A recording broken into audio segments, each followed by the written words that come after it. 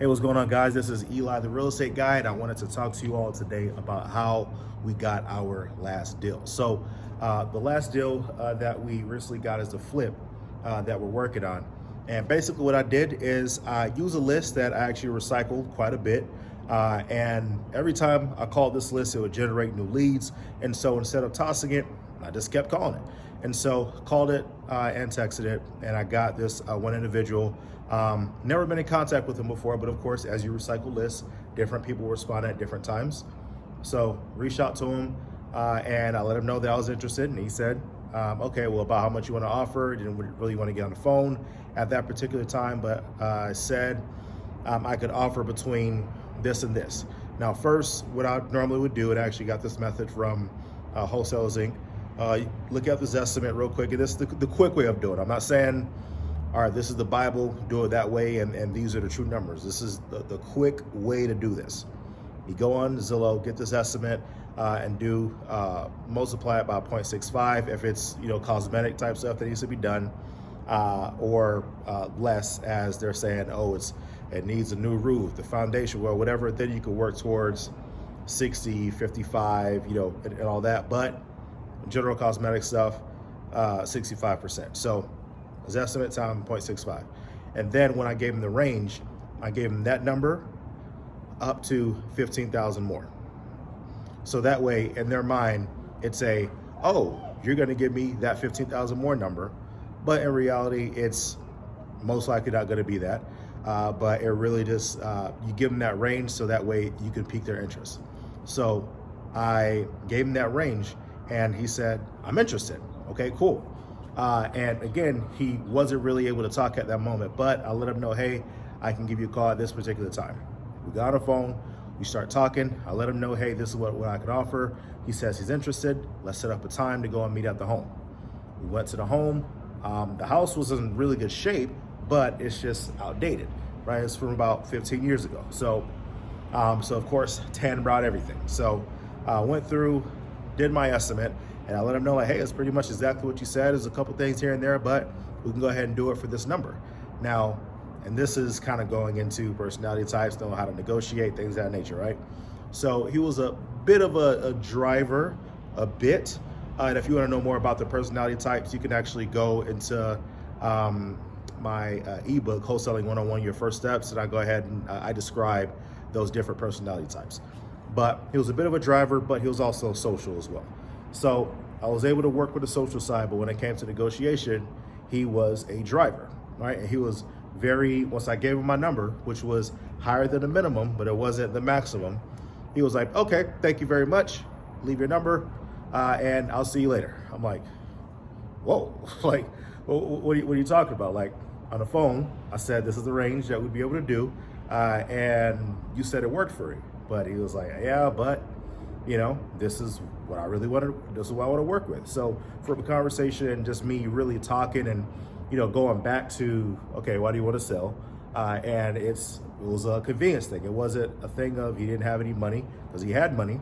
He has a great career, great business. But it was just a matter of, it's really inconvenient to come back and forth to this property. And so when I really got down to it, I asked him, okay, well, what are you looking to receive for this property? And he told me a number, and he told me his reasoning for it. And I'm like, okay, so I'm not saying that I can do this. I want y'all to remember this. I'm not sure if I could do this, but if I can get there or somewhere close to it, can we work something out? And he said, listen, if you could do that, then I'd most likely fill it out today. I'm like, okay, let me go talk to my partner real quick to figure it out. So I went outside, called my wife, let her know, what's going on. And I'm like, you know what?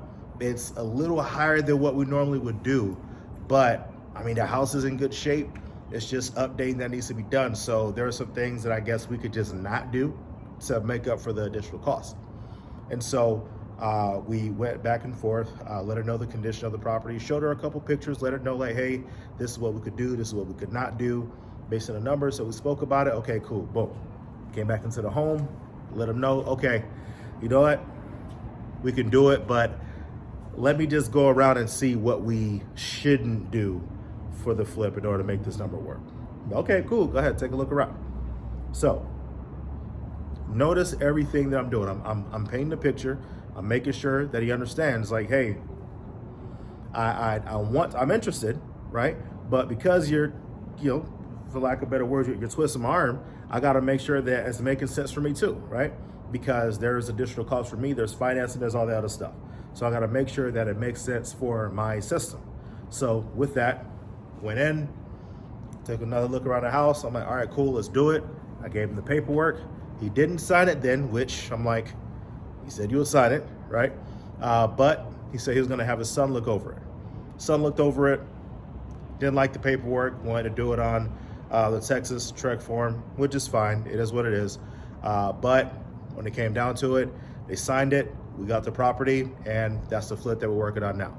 And so I say all that to say, yes, I paid more than what I wanted for it, but I wanted you to see the journey of how it was. It was a list that I had for probably almost 6 months, 8 months or so, but from time to time, I would recycle that list. Went back to the list, and I texted it, because this is a list that I normally would primarily call, so I texted it. So you want to make sure, as you're calling and texting, you're swapping those lists, because the people that answered for texting may not be the same people that answer for cold calling, right? So I texted him, let him know I was interested, got on the phone, confirmed he was interested. We set up an appointment to go to the home, gave an offer, didn't like it. Now I followed to play hardball, like, oh, okay, well, you don't like the offer, all right, whatever, boom, boom, walk out.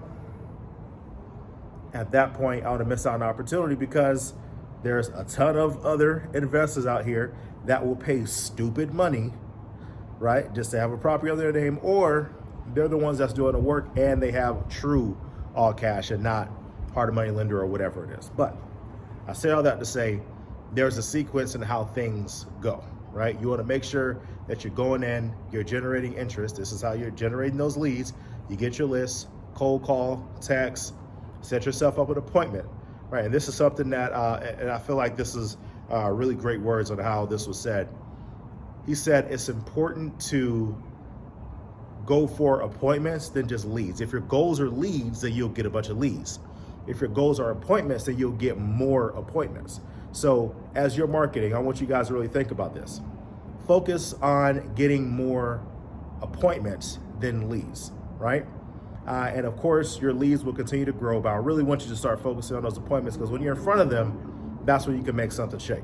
And so with that being said, thank y'all so much for watching another video. If you like the videos that I present to you guys, go ahead and like this video and also subscribe so that you're notified of whenever I am doing another video. And I want to switch it up this time. I normally write down bullet points and just go over everything, but I wanted to just kind of let it flow, right?